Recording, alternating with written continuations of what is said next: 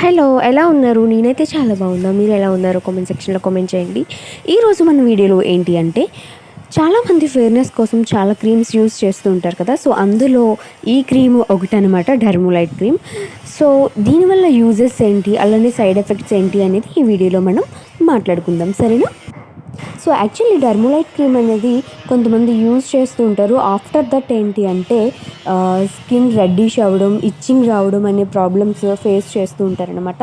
So, ఈ cream నేను కూడా యూజ్ చేశాను. బట్ నాకంత ఫెయిర్‌నెస్ అయితే ఏమీ లేదు. సో, బట్ ఒకటేంటి అంటే మనం ఏదన్నా ఫేస్‌కి అప్లై చేసే ముందు అది గుడ్డా, బ్యాడా అనేది మనం డాక్టర్‌ని కన్సల్టేషన్ తీసుకున్న తర్వాత యూజ్ చేయడం చాలా బెస్ట్ అనమాట. ఎందుకంటే మనకి మార్కెట్‌లో చాలా ప్రొడక్ట్స్ దొరుకుతున్నాయి. ఇప్పుడు అవైలబుల్‌గా ఉన్నాయి. ఫెయిర్ రావడానికి, స్కిన్ అనేది గ్లోయింగ్ రావడానికి. బట్ ఏది పడితే అది వాడడం మంచిది కాదనమాట. మన ఫేస్ అనేది చాలా సెన్సిటివ్. సో, ఒక్కసారి ఎఫెక్ట్ అవుతే మళ్ళీ దాన్ని మనం తిరిగి తెచ్చుకోవడానికి చాలా కష్టపడాల్సి ఉంటుంది. సో, అందుకనే మనం ఏం క్రీమ్స్ యూజ్ చేసినా ఒక్కసారి డాక్టర్‌ని కన్సల్ట్ అవ్వి, ఆ తర్వాత మనం యూజ్ చేయడం చాలా చాలా బెస్ట్ అనమాట. సో, ఏది పడితే అది మన ఫేస్‌కి అప్లై చేయకపోవడం చాలా బెస్ట్. సో, ఈ వీడియోలో అయితే ఇదే అనమాట. మన వీడియోని నచ్చితే లైక్ చేయండి, షేర్ చేయండి.